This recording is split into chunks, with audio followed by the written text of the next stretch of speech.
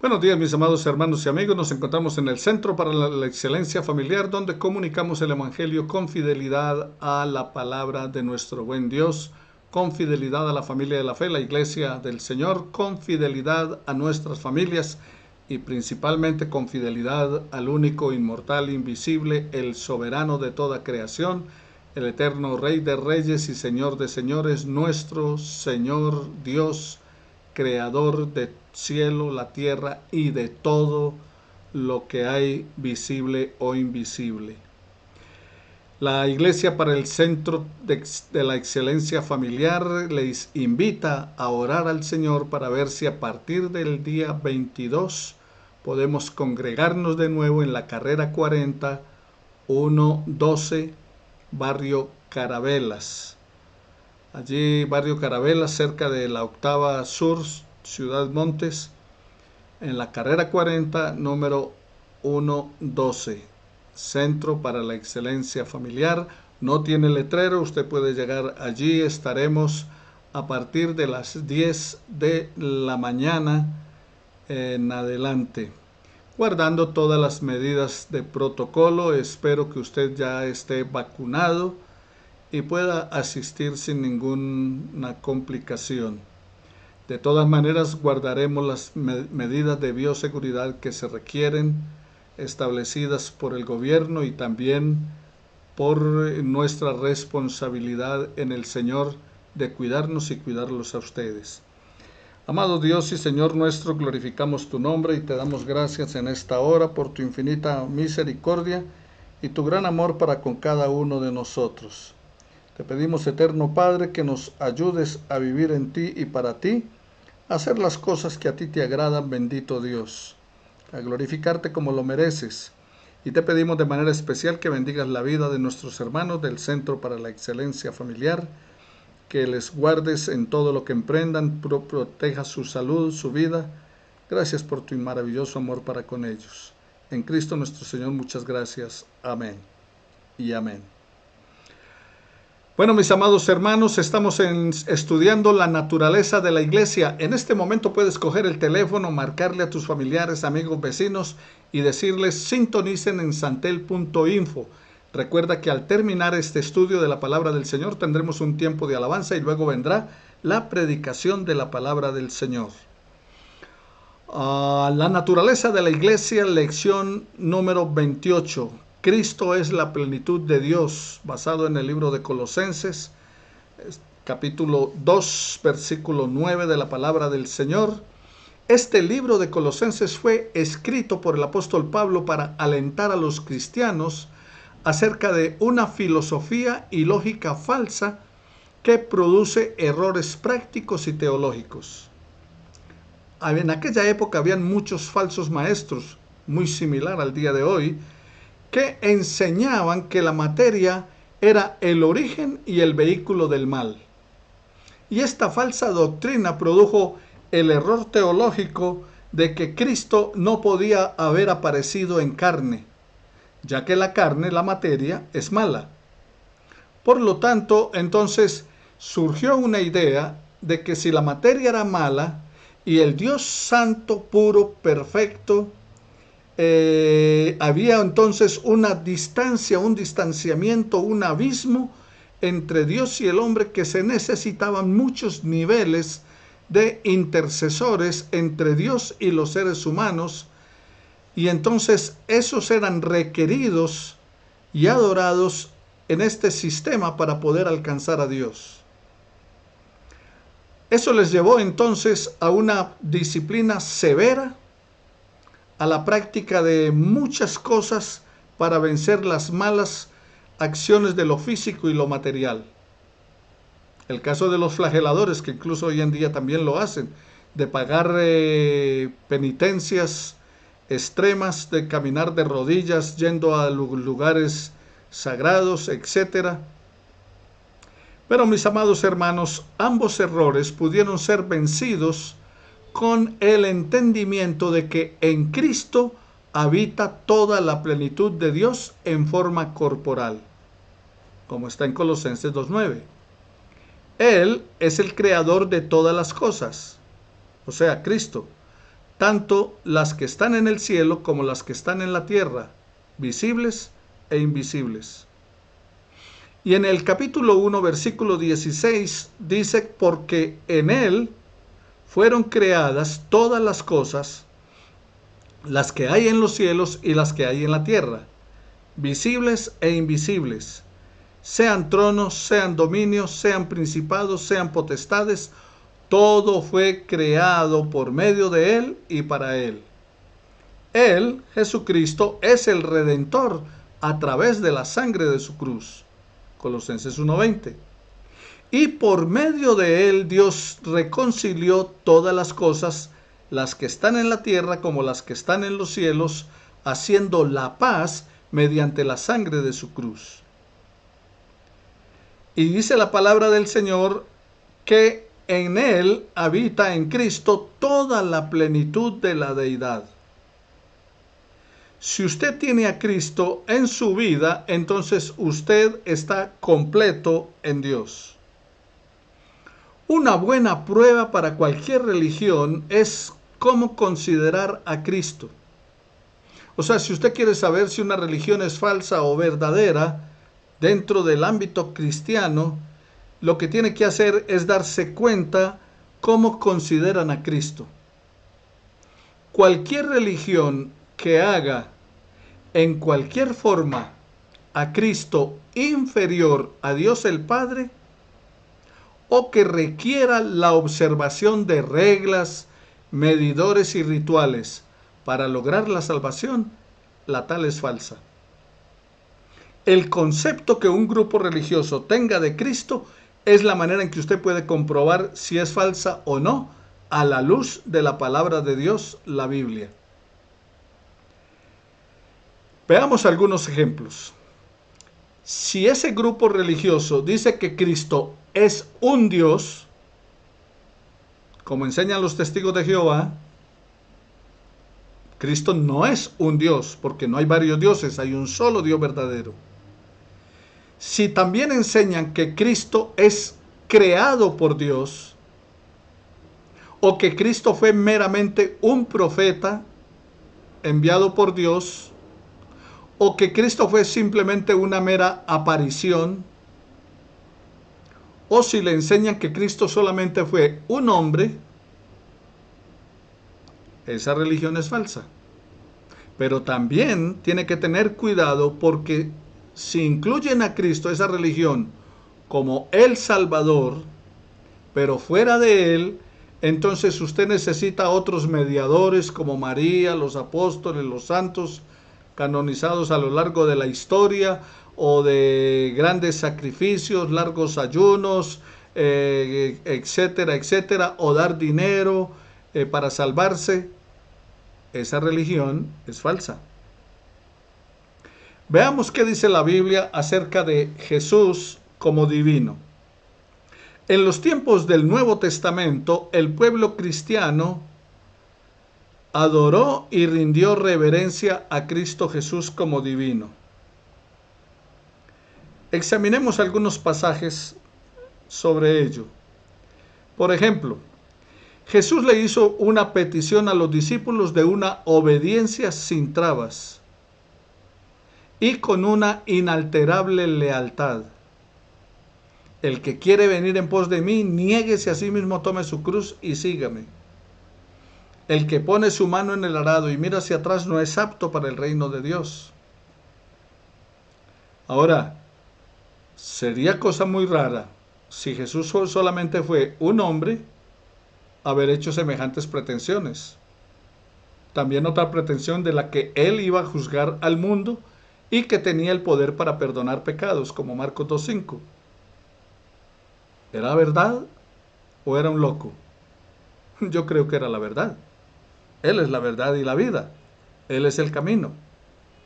También la palabra de Dios nos dice que en el día del juicio los hombres serán condenados por recibir la aprobación en conformidad con la recta actitud que ellos tuvieron hacia los demás. Mateo 25:34. Pero ¿quién es el que está diciendo esto? Jesús.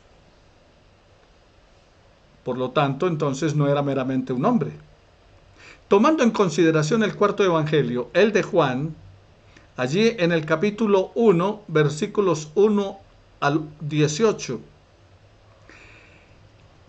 en ese prólogo la evidencia resulta mucho más clara para nosotros. Juan está hablando de que Jesús está existiendo desde el principio, como existiendo cara a cara con Dios y siendo Dios. Dice, en el principio era el verbo y el verbo era con Dios y el verbo era Dios. No un Dios, era Dios. ¿Desde cuándo? Desde el principio.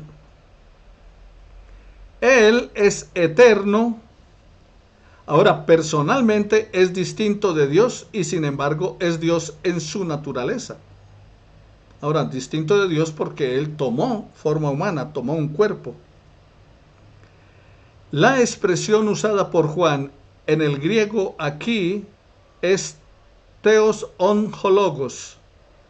El verbo era Dios. Es una expresión tan exacta que el autor está utilizando para decir que el verbo era absolutamente divino en su naturaleza, siendo al mismo tiempo personalmente distinto de Dios. Ahora, también manifiesta Juan que todas las cosas por Él fueron hechas, en el versículo 3, y que sin Él, sin Jesús, nada de lo que es hecho fue hecho. O sea que es por medio de Él que se llevó a cabo la creación. Él, Jesucristo, es universalmente la luz de los hombres. La luz que alumbra a todo hombre vino a este mundo. Aquí se piensa en Cristo como el que sostiene una relación universal con los hombres. Toda la luz es suya, toda la verdad es suya. La naturaleza de su ser, de la razón, de la conciencia. Este Cristo, así descrito, vino a ser carne y habitó entre los hombres. Juan 1:14. El verbo se hizo carne y habitó entre nosotros. Y los hombres vieron su gloria, gloria como la del Padre, lleno de gracia y de verdad. Juan, el autor, pone a este que es lleno de gracia y de verdad en superioridad. Recuerda que la ley de Moisés fue dada, pero la gracia y la verdad vinieron por medio de Jesucristo, fueron hechas en Él. El apóstol Juan piensa con respecto a Cristo como antecediendo el tiempo en su ser, como divino en su naturaleza, como creador en relación con el universo, manteniendo una relación universal con los hombres, como viniendo en la carne y manifestando la gloria de nuestro Dios.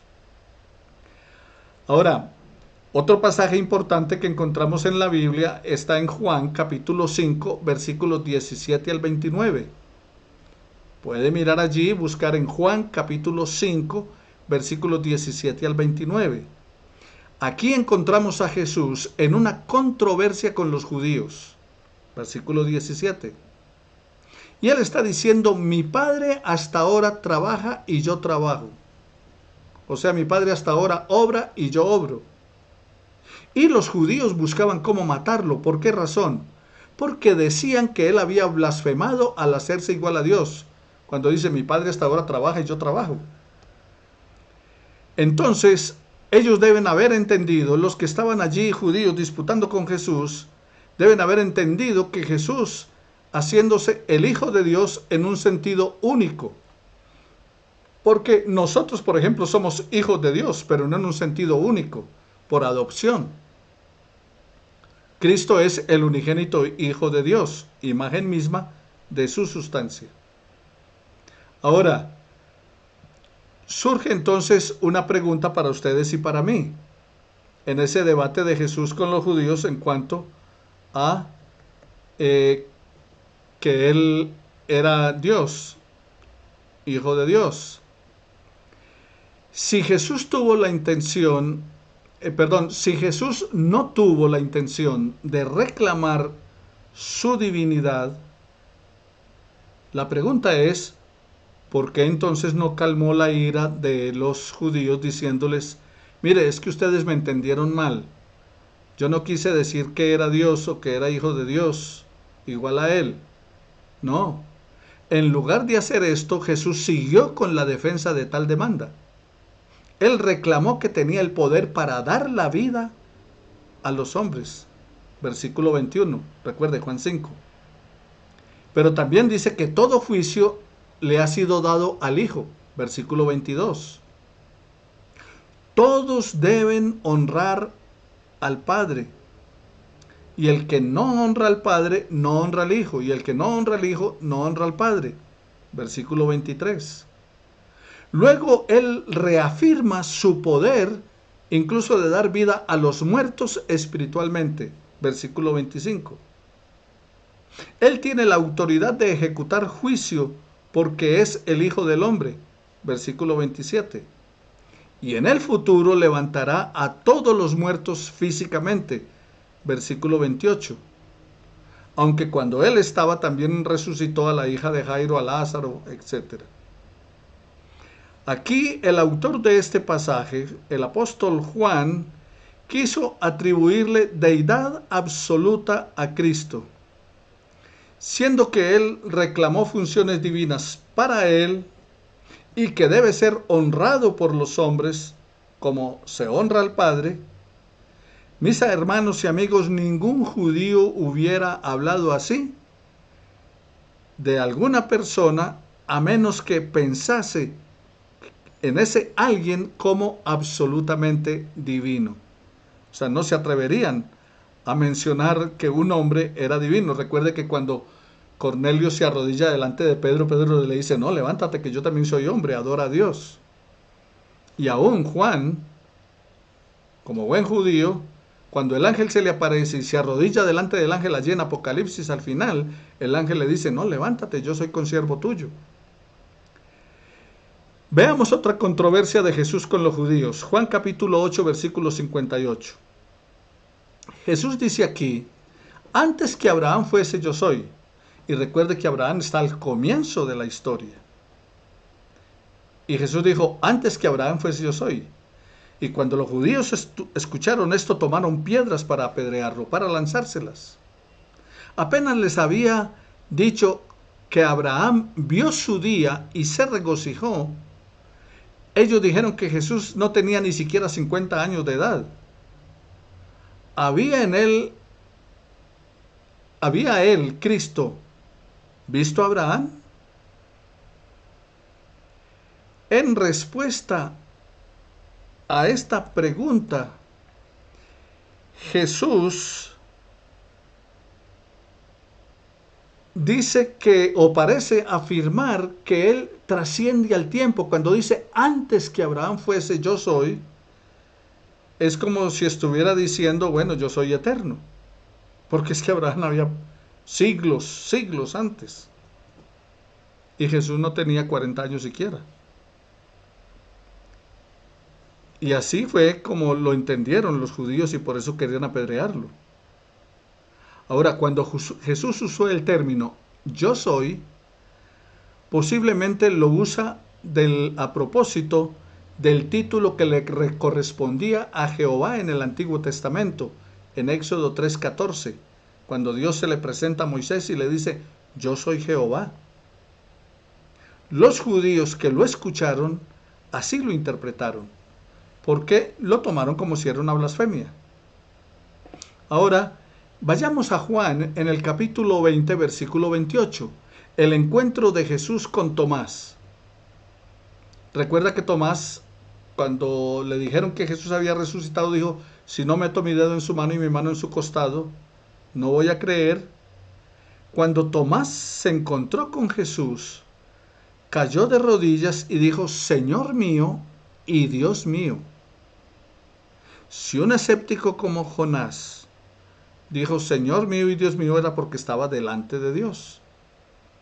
Ahora, note algo interesante.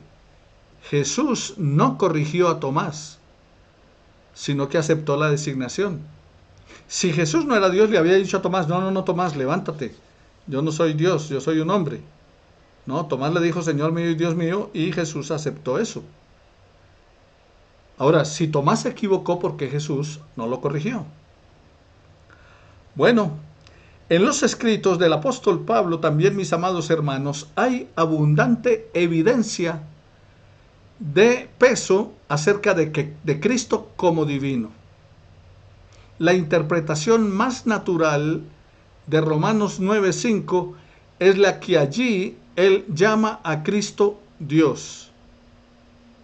El apóstol Pablo dice que Cristo es de los padres en cuanto a la carne, o sea, en el lado humano de su ser, es en cuanto a la carne. Pero del lado más alto de su ser, Él es sobre todas las cosas, Dios bendito por siempre. En Romanos 1:4, el apóstol Pablo dice que en cuanto a la carne, por el lado humano de su ser, Jesús nació de la simiente de David, pero conforme al espíritu de santidad o por el lado espiritual de su ser, Él fue determinado, marcado o colocado en una posición de poder por la resurrección de entre los muertos. Uno de los pasajes más sobresalientes sobre la cristología del apóstol Pablo es el que encontramos en Filipenses capítulo 2, versículos 5 al 11. Le invito a que vaya allí. Filipenses capítulo 2, versículos 5 al 11. Veamos allí que Pablo, el apóstol que persiguió a los cristianos hasta que tuvo un encuentro con Cristo, él dice que Cristo preexistió en la forma de Dios y en un plano de igualdad a Dios. No estimó el ser igual a Dios. Otro pasaje cristológico sobresaliente de los escritos del apóstol Pablo está en Colosenses, en el capítulo 1, versículo 15. Aquí él dice que Cristo es la imagen del Dios invisible a los hombres. O sea, ese Dios se hace manifiesto, ese Dios se hace conocido, ese Dios se hace visible a los hombres en Cristo. Este Cristo es el primogénito de toda creación y ocupa la posición de autoridad y de poder en la creación, sujeto únicamente al Padre mismo, exactamente igual que el Hijo primogénito ocupaba tal posición en la familia oriental de esa época. Pablo dice que todas las cosas, note, todas las cosas, sin excepción, fueron creadas en Él y por Él. Dios crea, pero Él crea en el Hijo y a través de Él.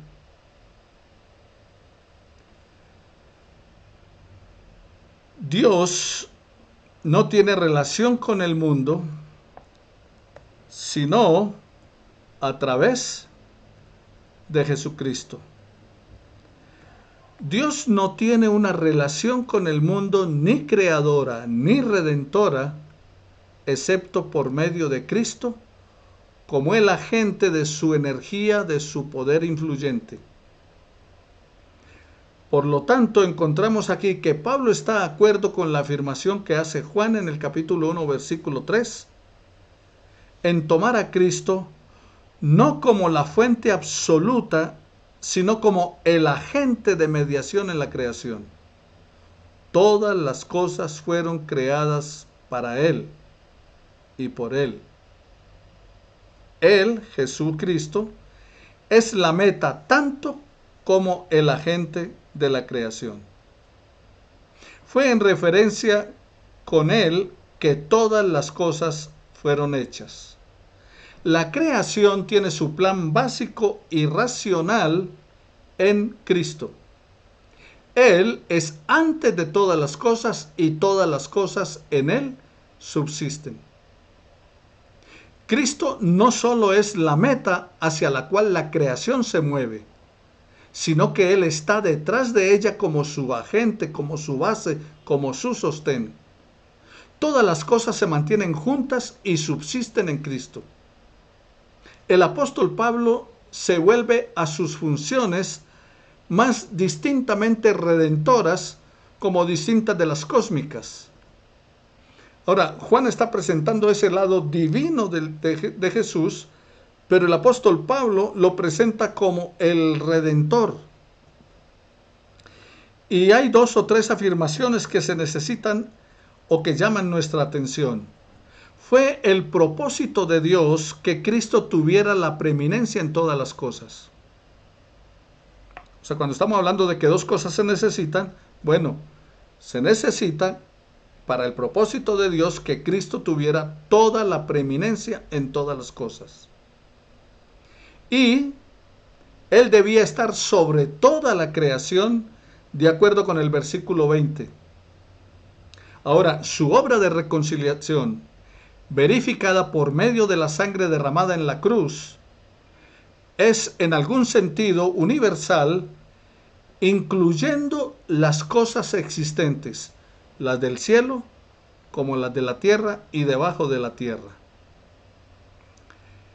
Pablo sostuvo en el sentido más alto y absoluto la deidad de Cristo. En Hebreos capítulo 1 y en todo el Nuevo Testamento, especialmente en el libro de Apocalipsis, es claro en su lenguaje, en el lenguaje del apóstol Pablo, la deidad de Cristo. O sea, el Jesús humano y el Jesús divino.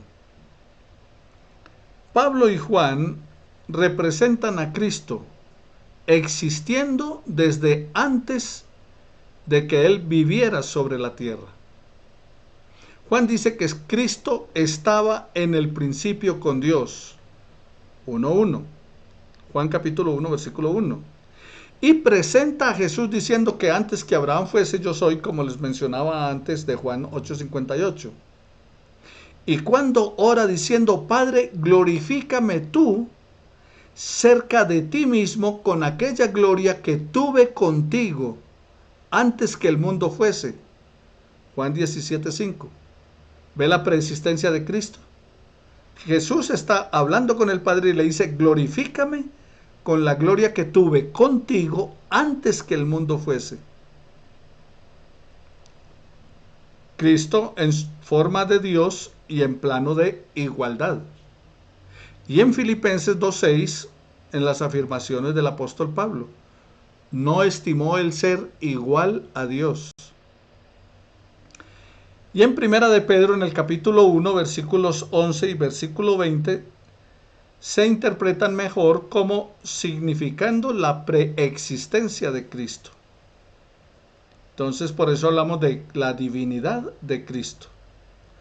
Ahora veamos, el Cristo es glorificado. Después de la resurrección, el Nuevo Testamento representa a Cristo ascendiendo al cielo. Él invitó a los discípulos, los pasó de Jerusalén y los llevó al monte de los olivos. Y allí, a la vista de sus discípulos, Él ascendió al cielo. Lucas capítulo 24, versículos 50 y 51. Y en el libro de los Hechos, capítulo 1, versículo 9. Pero no dejó de ser leal a sus discípulos. Era para ellos ahora una realidad espiritual más bien que una presencia corporal. Ahora ellos piensan en Él, en Cristo, como alguien sentado a la diestra de la majestad en las alturas. Hechos 2:33, Hechos 7:56 y Hebreos 1:3. Y Primera de Corintios 15:25. Después de los evangelios, todo Nuevo Testamento está escrito desde el punto de vista del Cristo exaltado. Los escritores no miran tanto hacia atrás al Jesús histórico, sino que miran hacia arriba al Cristo glorificado. En el Evangelio de San Mateo, en el capítulo 28, versículo 18, Cristo reclama para sí toda potestad en el cielo y en la tierra. Reclama toda la autoridad en los mismos lugares. Después de dar esta comisión a los discípulos, en el versículo 20, la palabra que dice, por tanto, yo estaré con vosotros todos los días hasta el fin del mundo, Mateo 28, 20, esa afirmación la hizo después de haber resucitado. Esa autoridad le fue dada después de haber derrotado el pecado y la muerte con su resurrección. Otra declaración significativa que encontramos en la palabra del Señor está en Hechos 2:36. Pedro dice a sus oyentes, sepa pues ciertísimamente toda la casa de Israel,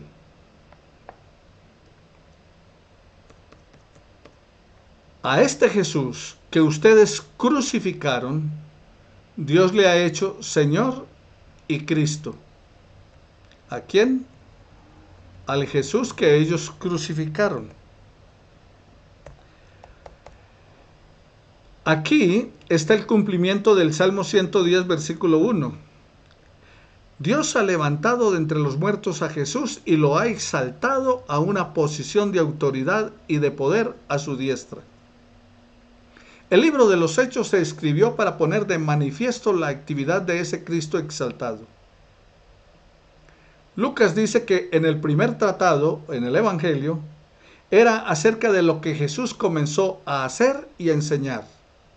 Y ahora en el libro de Hechos es lo que continúa haciendo y enseñando.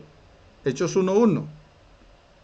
El programa del Cristo resucitado se expone en el libro de los Hechos, y especialmente en ese mandato de Hechos 1:8.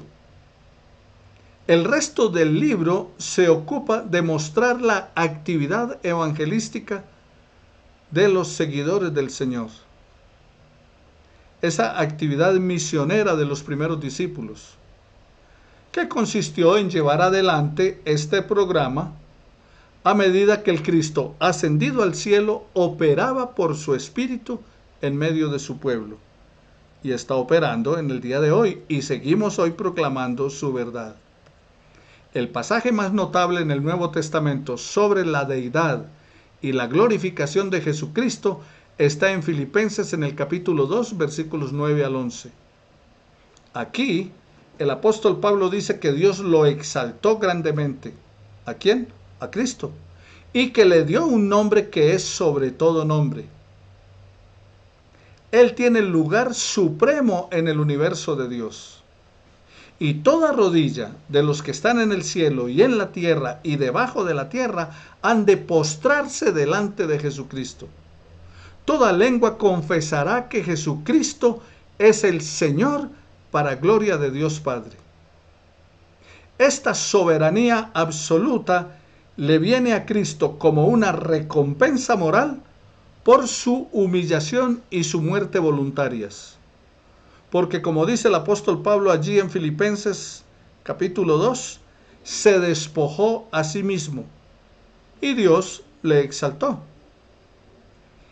Ahora echemos un vistazo al Cristo que es glorificado en el cielo. Apocalipsis capítulo 5 de los versículos 1 al 14. En Apocalipsis Juan registra su visión del Cristo glorificado. En el primer capítulo de los versículos 10 al 20 de Apocalipsis, Cristo aparece en su poder y majestad. Sus pies, que habían sido traspasados, ahora son de bronce bruñido. La fuerza del sol está en su rostro. Él sostiene a los mensajeros de las iglesias en su mano. Él anda en majestad en las iglesias. Una espada aguda de 2 filos procede de su boca. Aquí el Hijo de Dios se apresta para la guerra. El Apocalipsis nos presenta una vista de la guerra que Jesús, el Cristo, libra contra la oscuridad y contra el pecado.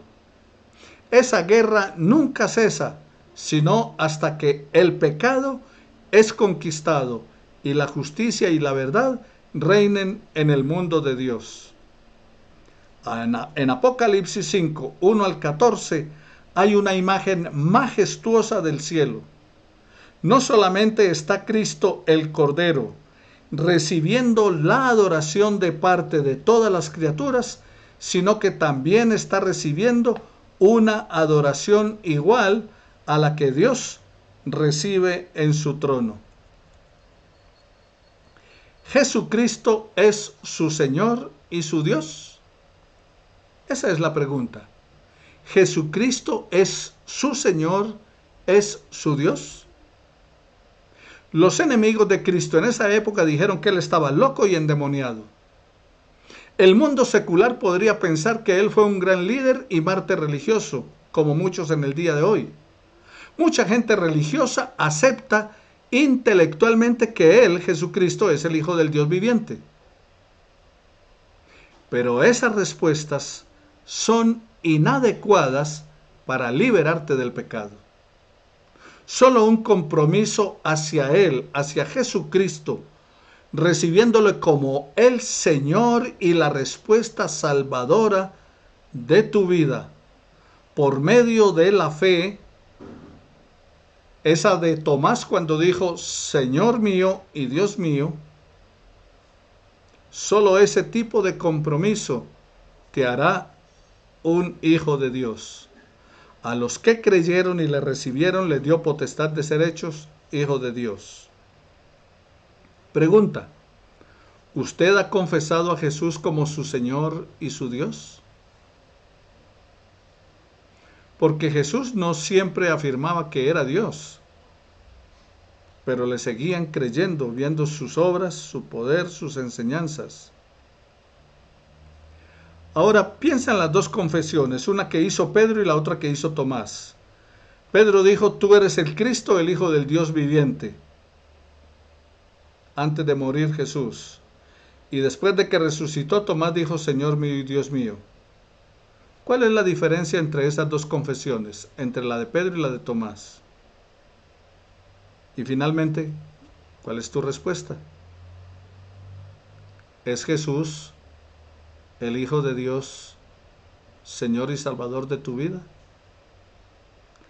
Padre, gracias te doy, Señor, por tu palabra, por tu infinito amor y misericordia. Guíanos, oh Dios, conforme a tu propósito, y permite que esta palabra tuya podamos, Señor, recibirla, asimilarla en nuestra mente y corazón y ponerla por obra. Gracias en el nombre de Cristo Jesús nuestro Señor. Amén y amén. Bendiciones para todos mis amados hermanos, que el Señor de la gloria les continúe bendiciendo y guíe sus pasos.